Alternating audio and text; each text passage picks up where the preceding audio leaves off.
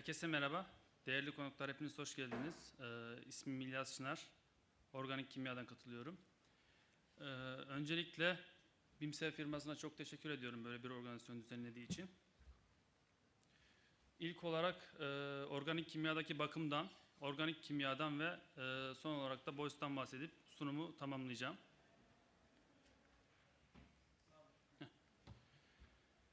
Organik kimyadaki bakımdan bahsedecek olursak, organik kimyada bakımı biz dörde ayırıyoruz. Mekanik, elektrik, otomasyon ve utility olmak üzere. Organizasyon şemasına baktığımızda, organik kimyadaki bakımda 2 makine mühendisi, 1 elektrik elektronik mühendisi, 3 bakım formeni ve 9 teknisyen olmak üzere toplam personel sayımız 15'tir. Bu arada ben de makine mühendisiyim.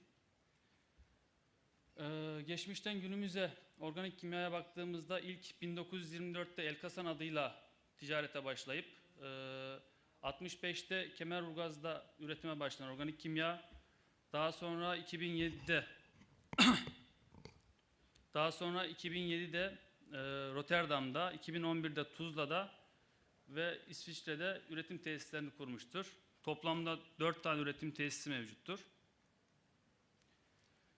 Organik kimyanın en önemli özelliği inovatif bir firma olması ve sürekli verimliliğe önem vermesidir. Burada da görüldüğü gibi 1978'de 12 kiloton yılla üretime başlayan organik kimya günümüzde 250 kilotona kadar kapasitesini artırmıştır ve artırmaya da devam edecektir. Yeni yatırımlarında devam ediyor aynı zamanda. Vizyon değerlerimize baktığımızda vizyonumuz olarak organik kimya çalışanların hakimiyeti ve hedef pazarlarına sürekli global bir çözüm ortağı olmuştur ve olmaya da devam ediyordur. Aynı zamanda 2024'te yani organik kimyanın 100. yılında dünyanın özel kimyasallar üreten bir numaralı aile şirketi olmak. Değerlerimize geldiğimizde inovasyon, müşteri bağı, takım ruhu, karşılıklı güven, katma değer yaratma amacı, sorgulayıcılık, öncülük değerlerimiz arasındadır. Merkezler, Ar-Ge ve üretim lokasyonlarına bakacak olursak, başta da bahsettim. İstanbul'da 2 üretim tesisi, Rotterdam'da bir üretim tesisi ve İsviçre'de bir üretim tesisi olmak üzere toplamda 4 üretim tesisi, aynı zamanda da bir Ar-Ge merkezi bulunmaktadır Kemerburgaz tesislerinde. Üretim kapasitesine bakacak olursak, başta da bahsetmiştim, 250 kiloton yıl üretim kapasitesine sahip. Bunun %79'unu polimer emisyonları, %8'ini yardımcı kimyasallar, %8'ini yine toz polimer, %5'ini ise haltmet ürünler oluşturmaktadır. Polimer emisyonları ve yardımcı kimyasalları Kemerburgaz ve Rotterdam tesisinde üretmektedir. Haltmet ve toz polimeri ise Tuzla tesisinde üretmektedir. Ar-Ge merkezinden bahsedecek olursak, yıllık gelirinin %2'sini Ar-Ge projelerine ayırmaktadır. 2500 metrekare büyüklüğünde laboratuvar alanına sahiptir. En önemli özelliği ise Sanayi Bakanlığı'ndan desteklenen kimya alanında ilk Ar-Ge merkezidir. Kaliteden bahsettik, işte verimlilikten bahsettik, kapasiteden bahsettik. Bunların yanı sıra organik kimyanın önem verdiği en önemli şeylerden biri de çevre ve iş güvenliği. Sertifikasyonlarımıza bakacak olursak, işte iş güvenliği, sağlık, çevre, ISO 9001, 14001, 18001, Seveso, Turquality, işte davranış odaklı iş sağlığı güvenliği gibi sertifikasyonlara sahiptir. Bazı diğer sertifikasyonlar üzerinde de çalışmalarını sürdürmektedir. İlerleyen yıllarda bunlar da bu sertifikasyonlara ekleyecektir. Stratejik iş birimleri olarak organik kimyaya baktığımızda 88 ülkede yaklaşık 2300 müşterinin tedarikçisi konumundadır organik kimya. 1400'den fazla standart ürün ve müşteriye özel çözümler sunmaktadır. Sektörlere baktığımızda organik kimyanın hitap ettiği sektörlere bakacak olursak boya çözümleri, yapı çözümleri, tekstil, deri, PSA kağıt çözümleri, endüstriyel yapıştırıcılar, yaşam kimyasalları ve malzeme çözümleri olmak üzere 6 farklı sektörde ürün üretimini yapmaktadır. Şimdi gelelim Boyus'un organik kimyaya katkıları. Yani Boyus organik kimyaya ne yaptı? Boyus'la beraber organik kimyada ne değişimler oldu? Onlardan bahsedeyim biraz. Biz yaklaşık 1,5 senedir Boyus'u kullanıyoruz.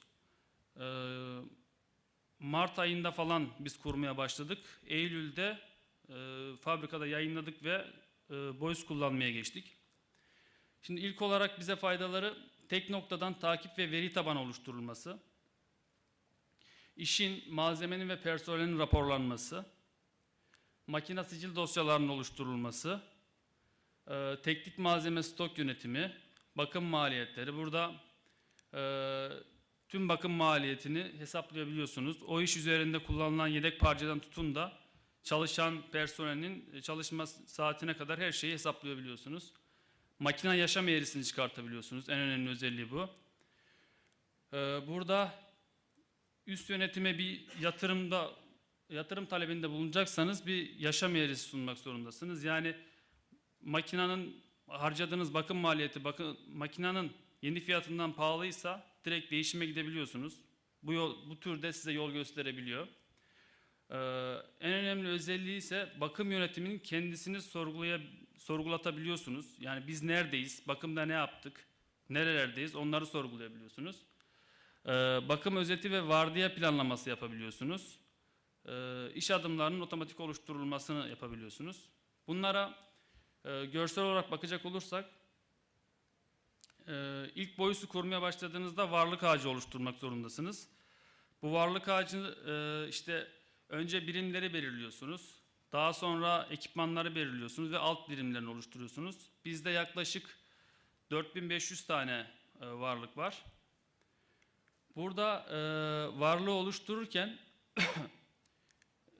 dosya da ekleyebiliyorsunuz. Yani makinenin sicil dosyası olabilir, periyodik kontroller olabilir, makinenin geçmişi olabilir. Tüm bilgileri buraya ekleyebilirsiniz. Bunun ne gibi faydaları oluyor? Ben işe başladığımda bir makineyle ilgili bir bilgiye ulaşmak istediğimde tozlu raflar arasında bir sürü kağıtlarla uğraşıyordum ve saatlerimi alıyordu. Belki haftalarca arayabiliyorduk ya da bulamıyorduk onu. Ama şimdi bir makineyle ilgili bir çalışma yapacağınız zaman, işte bir geliştirme yapacağınız zaman tek tuşla istediğiniz dosyaya, istediğiniz teknik bilgiye buradan ulaşabiliyorsunuz. Biz bunu çok kullanıyoruz. Daha sonra iş emri paneli. Diyelim varlık ağacını oluşturdunuz ve sistemi fabrikaya uygulayacaksınız. Boyus'un en güzel özelliği de bu. Çok rahat bir şekilde işletmenize uygulayabiliyorsunuz. Yani varlığı oluşturduktan sonra biz ilk olarak planlı bakımlara falan geçmeden önce ilk varlığı oluşturduk. Sonra tüm birimlere kullanıcı tanımladık. Buradan işte bir de birim birim ayırdık. İdari binadır, işte depo, yemekhane, üretim diye. Çünkü bizim için önemli olan üretim ve üretimin durmaması. Burada üretimdeki planlı bakım oranımızı, arizi bakım oranımızı görebilmemiz için bunları da ayırmamız gerekiyordu. Burada tanımladığınız personel arızası neyse işte iş emrini açıyor. Bir de organik kimya bakım olarak biz her sabah 7.45 ile 9 arası bakım toplantısı yaparız. Bakım mühendisleri ve bakım formenleriyle birlikte. Burada her şeyi Boyus üzerinden yapıyoruz. Yani konuşmalarımız ile Boyus üzerinden yürütüyoruz. Yani akşam vardiyası ne yapmış? İşler kapanmış mı? Yani ne durumda? Aynı zamanda akşam vardiyasında bir iş yapılamadıysa bakım personeli oraya açıklamasını yazıyor. İşte şundan dolayı yapamadık. İşte yedek parça eksiği vardı o yüzden yapamadık diye. Orada biz onları sorguluyoruz. Daha sonra tüm Boyus'ları kontrol ettikten sonra vardiya planlamasını yapıp işimize devam ediyoruz. Bu Boyus'u diyelim oturttuk, sonra kullanmaya başladık. İşte en önemli özelliği ise planlı bakım. Planlı bakıma nasıl geçeceğiz? İlk olarak iş adımları oluşturuyorsunuz. İş adımları da bir makine üzerinde ne yapmanız gerektiğini söylüyor. Burada iş adımlarının şöyle bir faydasını gördük biz. Ondan da bahsedeyim. Şimdi yaklaşık bir 2000 adet de iş adımı var ama daha fazla ekipmanda bunu kullanabiliyoruz. Çünkü ortak iş adımlarını farklı makinelerde kullanabiliyoruz. Bunun ne gibi bize yararı oluyor? Planlı bakım oluştuğunda, aynı zamanda biz planlı bakımları BİMSER'den talep ettik. Dedik ki bize bir hafta önceden oluştursun kendi zamanından ve bize mail göndersin. Bir hafta önceden planlı bakımlar bize mail olarak geliyor. Biz bu arada işte yedek parçamızı, personelimizi, kendimizi o işe göre hazırlıyoruz. Daha sonra bu planlı bakım yapılacağı zaman geldiğinde ya çıktısını alıp veriyoruz ya da bilgisayar üzerinde bakım personeline bunu veriyoruz.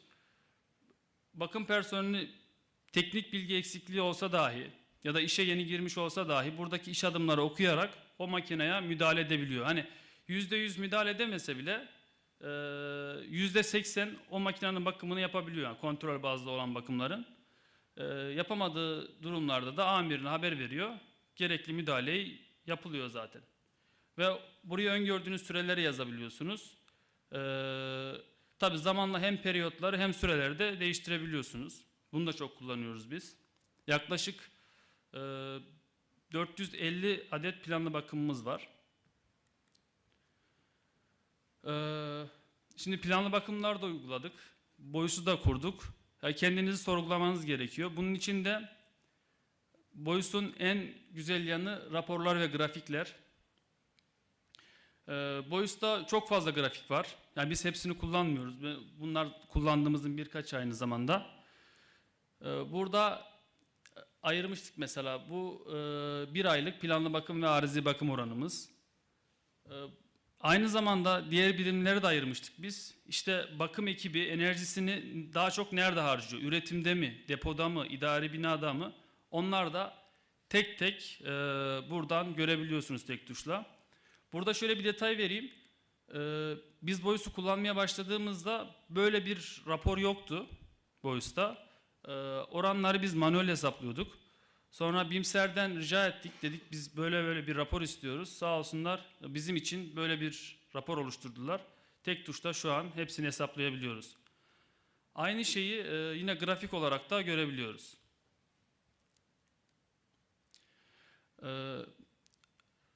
En önemli özelliği rapor ve grafiklerde biz burada mesai, günlük vardiya mesai raporunu da çok kullanıyoruz.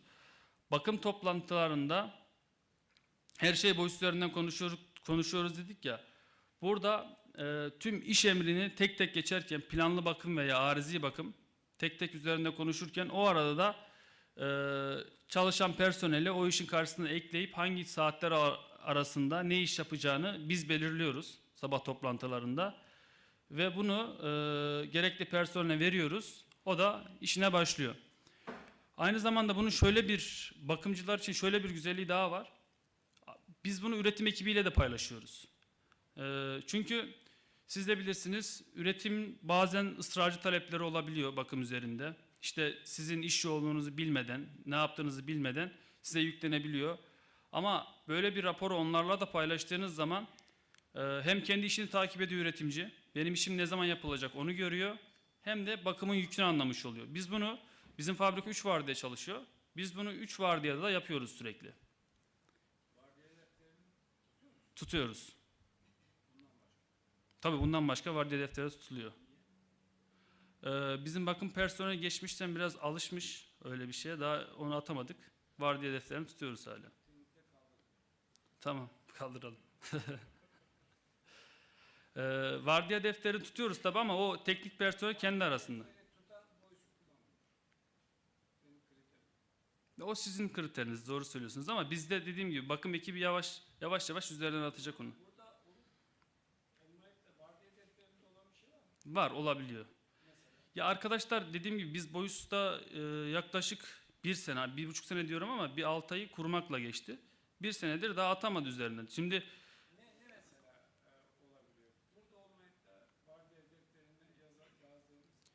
mesela jeneratörün yakıt seviyesini kontrol etmiş, onu yazacak.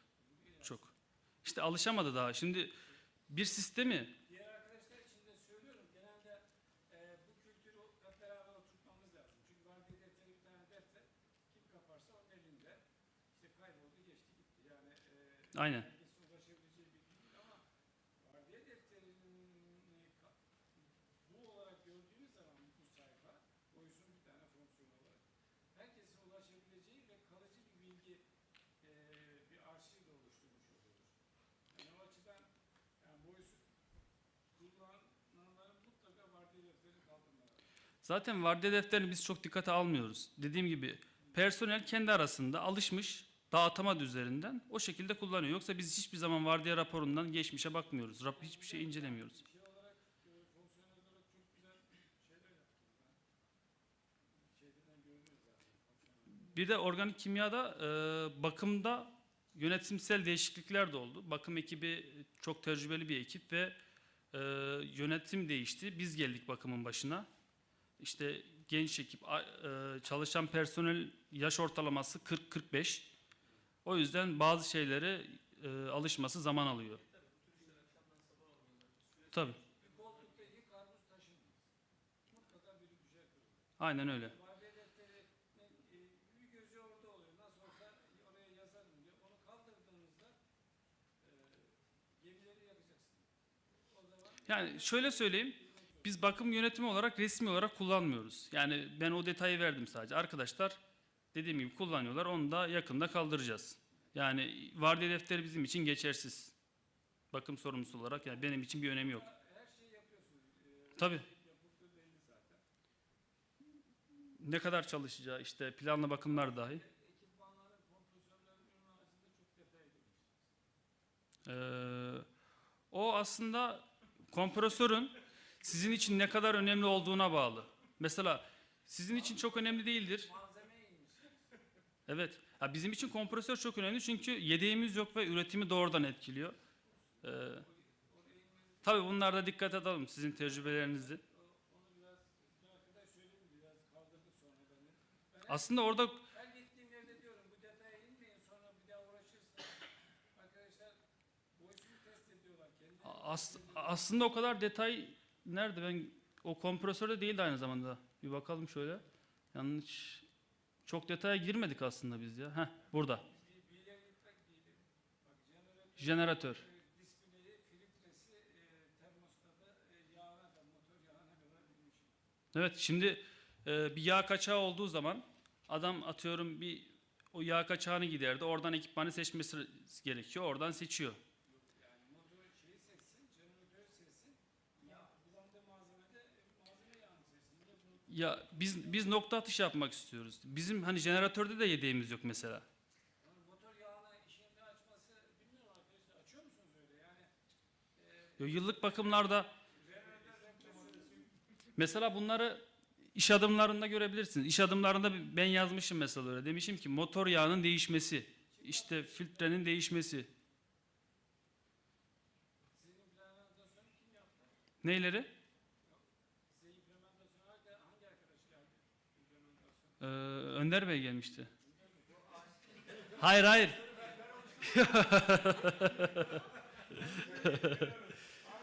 Yok ağaçları tamamen biz oluşturduk. Yani tamamen bizim fabrikaya özel oluşturduk. Bir de başta da bahsettim ya Boyus işletmelere özel.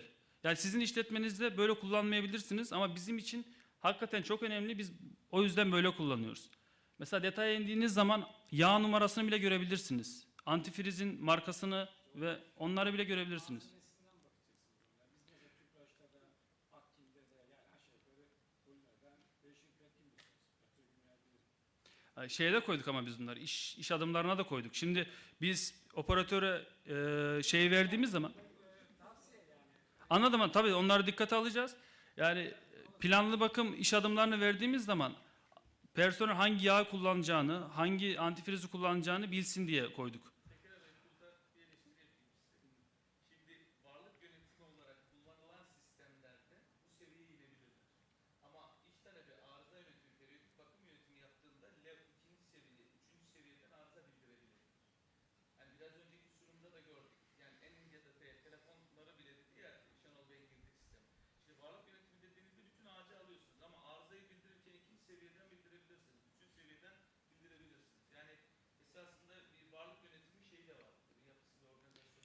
Şimdi Bu tüm düzeye indiği zaman, şimdi bunun şu sakıncası oluyor. Bunu niye özellikle söyledim arada?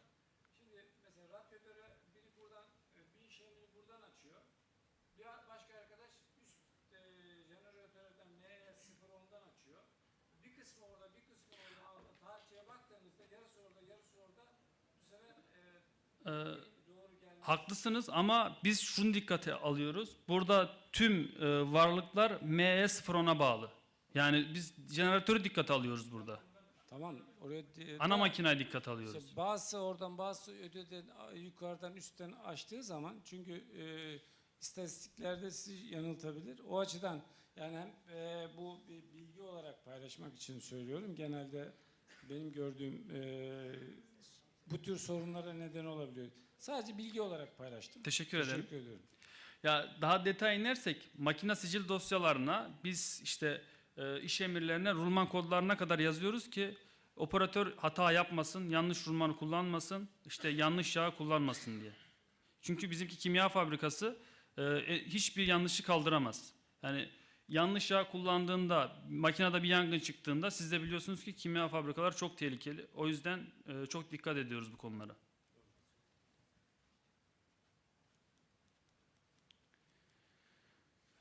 Vardiya raporundan bahsettikten sonra malzeme listesi, teknik malzeme listesi. Bakımın olmazsa olmazlarından teknik malzemelerini biz hepsini buraya girdik. Bunun önemini şöyle söyleyebilirim. Eğer yabancı kökenli makineler kullanıyorsanız ve yedek parçanız yoksa fabrikayı 1 gün, 2 gün, 1 ay, işte 2 ay bile bekletebiliyorsunuz. Üretim durabiliyor. Çünkü yurt dışından bir malzeme istediğiniz zaman termin süreleri genelde 4-6 hafta oluyor ve yüksek maliyetler oluyor. Bunun için de malzeme stoğunuzu çok iyi yönetmeniz gerekiyor. Biz burada yaklaşık 884 tane malzeme tanımlamışız. Organik kimya bakım olarak bunları da 3'e ayırdık. Mekanik depo, elektrik depo, otomasyon depo olarak. Kodlama sistemimizi mekanik depo. Kodlama sistemini de kendimize özgü yaptık. Siparişleri geçerken de tedarikçilere bu şekilde geçiyoruz. Piyasa ismi, birimleri, işte birim fiyatı. Burada malzemeler sürekli kontrol altında oluyor. Aynı zamanda BOYS'un en önemli yanı ise minimum, maksimum ve güvenli stok seviyesi. Bu kendinize özgü stok seviyelerini belirliyorsunuz ve BİMSER'den bir şey daha istedik. Dedik ki güvenli stok seviyesinin altına düşen malzemeler bize her sabah mail olarak gelsin. Biz de stoğumuzu sürekli kontrol altında tutalım. Ve bunu da yaptık. Her sabah bize malzemeler geliyor. Malzemeler de aynı zamanda bakım toplantılarında konuşup ona göre aksiyonlarımızı alıyoruz. Özetle BOYS'tan bahsedecek olursak, işletmelerde toplam ekipman verimliliği, çalışanlarda başarı elde edilmesi için mutfağın kontrol altında tutulması gerekir. İşletmelerin verimli çalışması, kalitesizlik maliyetlerinin azaltılması ve süreçlerinde oluşan dengesiz ve kontrolsüz iş yükünden kurtulması için bakım yönetim sisteminin kontrol altında tutulması önemlidir. Bunu BOYS'ta çok güzel yapabilirsiniz. Aynı zamanda en önemli yanı ise BOYS'un mutfağın sürekli elinizin altında olup yazılım üzerinde tesisinize özgü değişiklikler isteyebilirsiniz. Biz bunu çok yapıyoruz. Yaklaşık kullanmaya başladığımızdan beri 10-15 farklı yazılım değişikliği istemişizdir. Hiçbirinde geri çevirmediler sağ olsunlar. Biz buna çok memnunuz. Eğer kullanmayan varsa BOYS'u tavsiye ederim buradan. Benim aktaracaklarım bu kadar. Beni dinlediğiniz için çok teşekkür ederim. Sorularınız varsa alabilirim. Ben teşekkür ederim.